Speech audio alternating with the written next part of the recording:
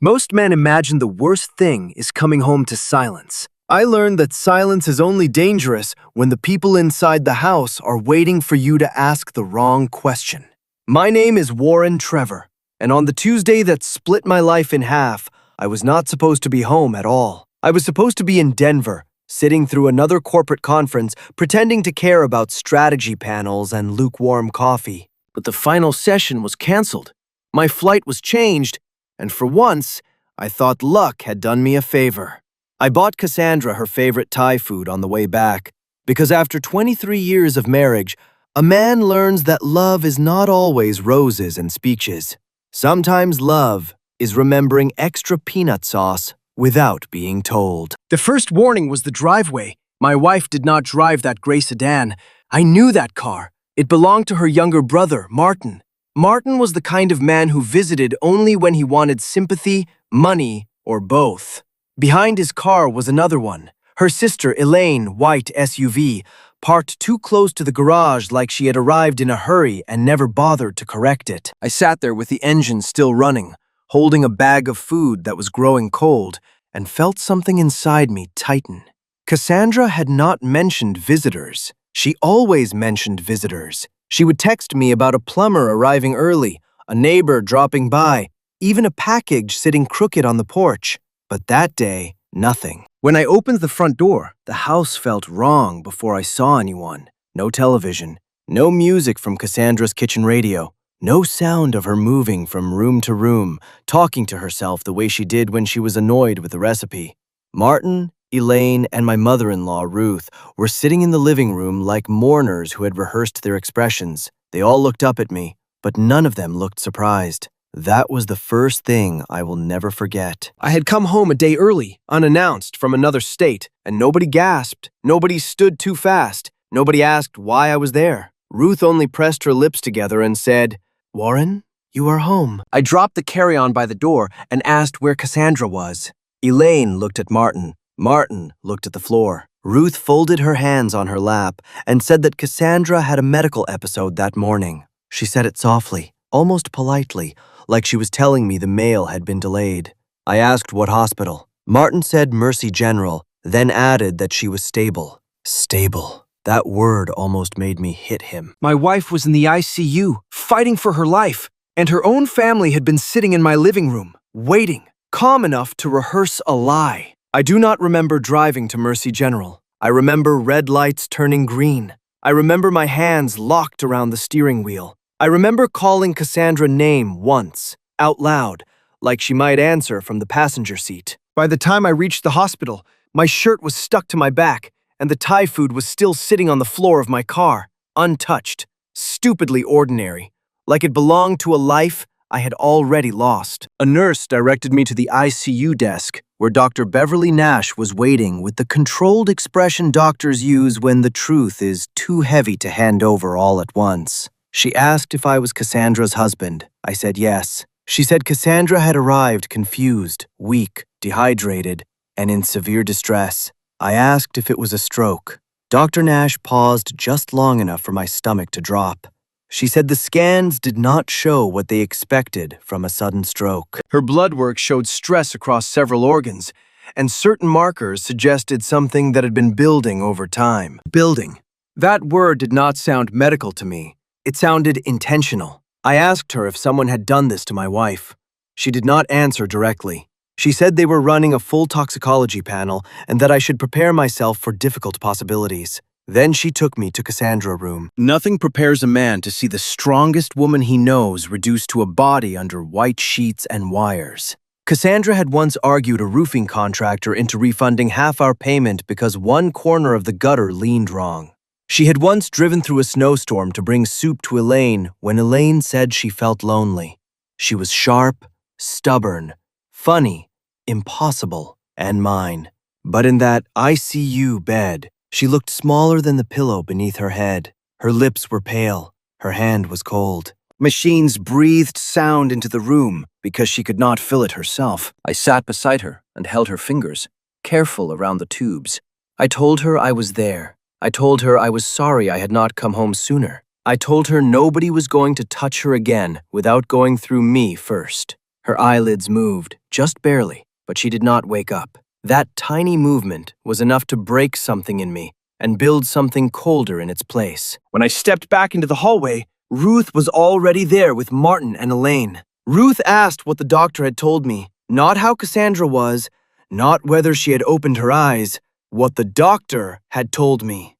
Elaine stepped closer and said we should keep this private until we understood it better. Martin said hospitals make mistakes and families should not turn on each other during emotional moments. I looked at all three of them and realized they were not grieving. They were managing damage. I did not argue with them in the hallway. That was what they wanted. They wanted me loud, emotional, careless, easy to dismiss as a terrified husband looking for someone to blame. So I nodded once, walked past them, and found a quiet corner near the vending machines. Then I took out my phone and began cutting every line they could use to reach my life. The first account was the household account Cassandra and I used for bills. Ruth had emergency access because Cassandra insisted her mother should be able to help if something happened while I was traveling. I removed it. Martin had access to one credit card because years ago, Cassandra had let him use it for medical bills and forgot to close the permission. I froze it. Elaine had a spare key, a garage code, and a habit of acting like our house was an extension of hers. I changed the code for my phone and called the security company to disable every temporary entry profile. Then I called our bank manager and told him no transfer, withdrawal, or beneficiary change was to move without my voice, my attorney, and a written confirmation. The reactions came fast. First, Ruth's phone lit up. Then Elaine's phone buzzed twice. Martin stared at his screen like the numbers had personally betrayed him. I watched from across the waiting area while all three of them tried not to look at me at the same time. Ruth finally walked over and asked what I had done. I said, protecting my wife. She said that was a strange thing to say to family. I said, strange families require strange precautions. That night, I did not sleep. I sat under the dead white hospital lights and opened 6 months of bank records. At first, the theft hid itself well. $200 here, $400 there, a pharmacy charge, a cash withdrawal, a payment to a nutrition store Cassandra had never mentioned. None of it looked dramatic alone. Together, it formed a pattern. $9,800 had leaked out of our accounts in 5 months, always on days when I was at work, always after one of Cassandra's family members had visited. Then the memory arrived so clearly it made me cold. 3 months earlier, Cassandra had started feeling tired. Ruth said she would bring herbal tea every morning. Elaine said she had found a premium vitamin powder for women over 50. Martin joked that Cassandra needed family care because husbands forget everything except passwords and tires. I had laughed. I had thanked them. I had let them walk into my kitchen day after day with cups, jars, and little silver packets. At 3 in the morning, I looked toward Cassandra's ICU room and understood the cruelest part. They had not broken into our home. We had opened the door for them. By sunrise, Dr. Nash found me in the same chair, with the same shirt, holding the same phone, except now I had a list of dates, charges, visits, and names. She sat beside me instead of standing over me, and somehow that made the news worse before she spoke. Cassandra's toxicology panel had come back. There were elevated levels of a heavy metal compound in her system. Not enough to look obvious at first, not enough to kill quickly, enough to weaken her slowly, to confuse her, to damage her kidneys, to make everyone believe she was simply getting sick with age. I asked how it could enter her body. Dr. Nash said food, drink, powders, supplements, anything taken regularly and mixed well enough to hide the taste. I heard Elaine's voice in my head, premium vitamin powder. I heard Ruth's voice, herbal tea settles the stomach. I heard Martin laughing in my kitchen while Cassandra smiled weakly from the breakfast table. Every memory that had seemed harmless became evidence. Every kind gesture grew teeth. I called Margaret Holloway before I called anyone else. Margaret had been my attorney for 11 years, and she had the calm, sharp voice of a woman who could make panic feel unprofessional. I told her everything: the ICU, the toxicology report, the bank withdrawals, the family visits, the frozen accounts. She did not gasp. She did not comfort me. She simply said, "Warren, do not confront them.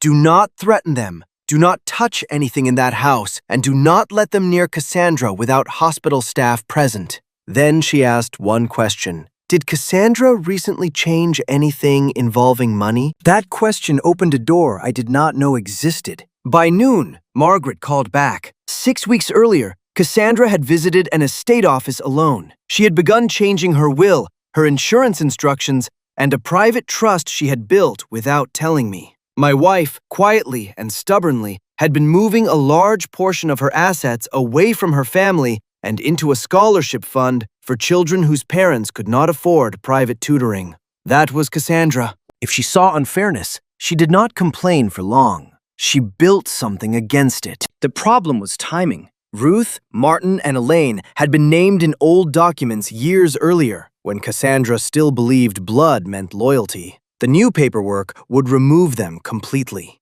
The insurance and trust changes were worth over $2 million combined. Margaret said someone had called the estate office twice asking whether Cassandra's signatures were finalized. The caller claimed to be assisting her because she was unwell. The number belonged to Martin. That was the moment the cruelty became clear. They were not helping Cassandra. They were waiting for her to die before she could finish cutting them out. They nearly let my wife die alone for money they had never earned and never deserved. Margaret moved faster than grief. By the next morning, she had the pharmacy receipts, the estate call records, the bank logs, and the hospital toxicology report lined up like bricks in a wall. Ruth had bought the tea. Elaine had purchased the powder. Martin had made the calls and pulled the cash. They had divided the work like a family business, except the business was slowly destroying the woman who had carried them for decades. The security company sent me entry logs from our house. Their visits matched the days Cassandra's symptoms worsened. The hospital gave Margaret restricted visitor instructions. The estate office confirmed Martin's voice on a recorded call.